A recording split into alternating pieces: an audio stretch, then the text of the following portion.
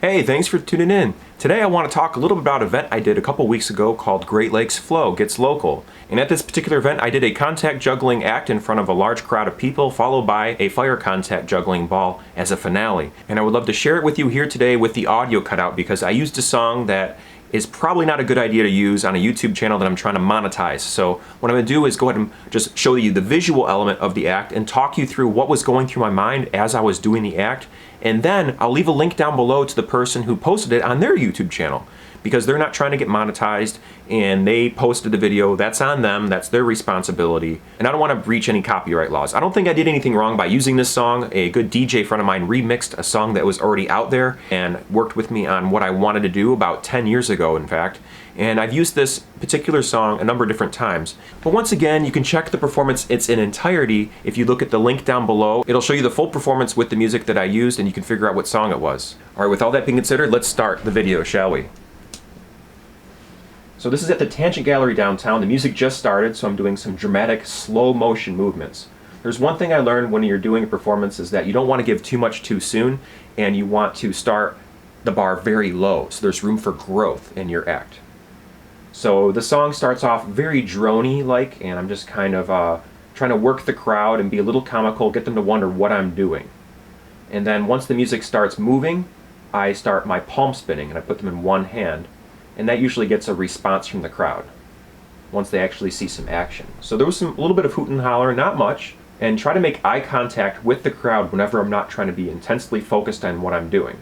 Now I'm doing some two-ball orbital isolation technique, where I actually put one hand around it and make it look like I'm doing something magnetic with my hands. I'm not exactly sure how to describe it, but it's usually a crowd pleaser and people get into it. Make sure you keep some eye contact with the crowd, of course. They love that. And then the music shifts a little bit, so I decide to up the energy a little bit with some butterfly technique, and once again keeping eye contact with the audience.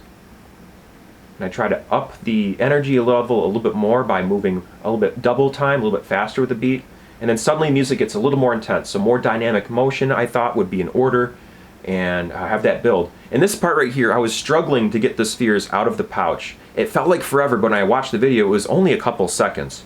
When I was doing it though, it was just so embarrassing trying to do this to get them out on time, but it worked out just the perfect time. If you watch the link in the description below, you'll see exactly what I'm talking about. I'm shaking the spheres around, my eyes are up here, I say. That's a line I say way too much, but it usually gets a laughter from the crowd, so that's good. So now if you're no stranger to my channel, you've seen me do this palm spinning before, and it doesn't require as much attention and focus as I'm doing. I'm trying to get the fourth ball out. Now I have a 3-ball palm spin. The intense focus I'm putting on steering into the spheres is entirely theatric to get the crowd interested in what I'm looking at.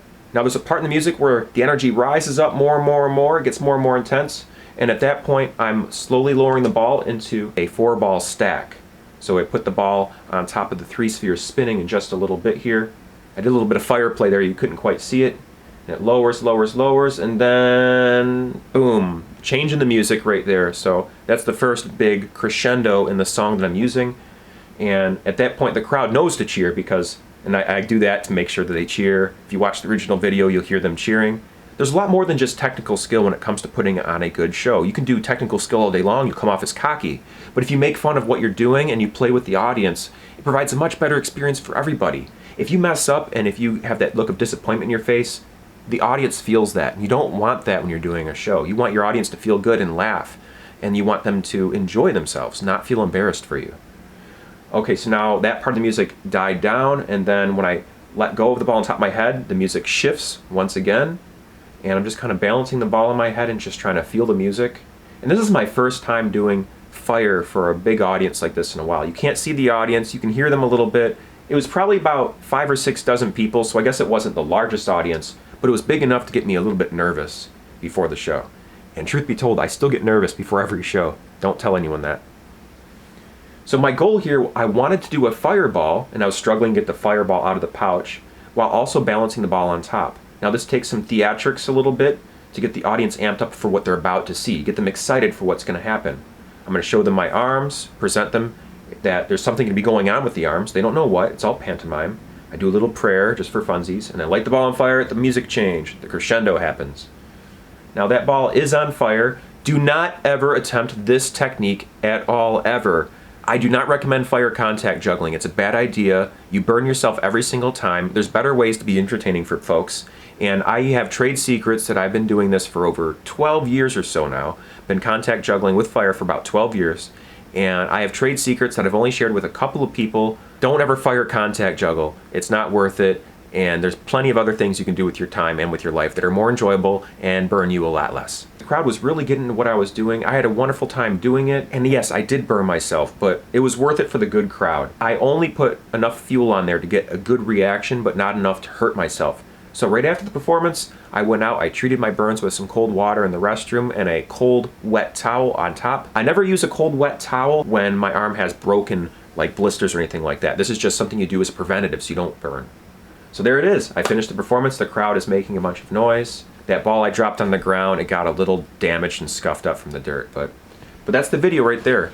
Thanks very much for watching this, folks. I appreciate it. I know I had to take the music out of the video, but the point was to talk more about what was going on in my mind as a performance artist throughout the act and just kind of narrate what was going on. So that's that. If you're new to my channel and you watched this all the way through, I appreciate that. Thanks very much. I know that this was probably not what you were expecting to see. I don't know what you were expecting, to be honest. I don't even know who you are. You could be anyone out there in the world. I'm talking to a camera sitting in my living room right now. I'm just another person that does weird stuff out there, and I appreciate you taking the time to watch me doing weird stuff here on the internet.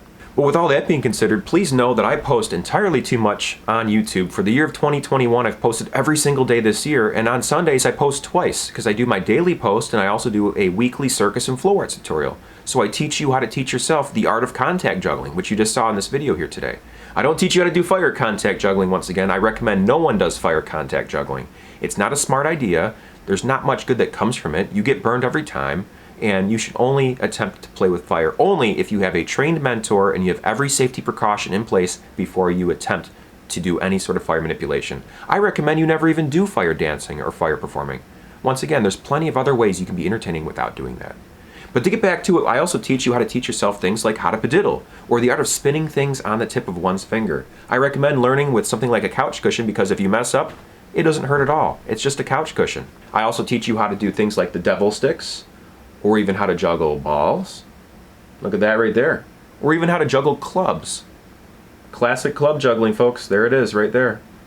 But all this and more, I teach you how to teach yourself even how to walk tightropes here on my channel. And there's more tutorials to come for the rest of 2021. And that's just circus and flow arts tutorials. I post about so many other different things, it's ridiculous. So what I did us both a favor. I've organized my playlist section with all these different categories to make it easier for you to find something that may pique your interest here on my channel. And I think that's where I'm going to end the video here today.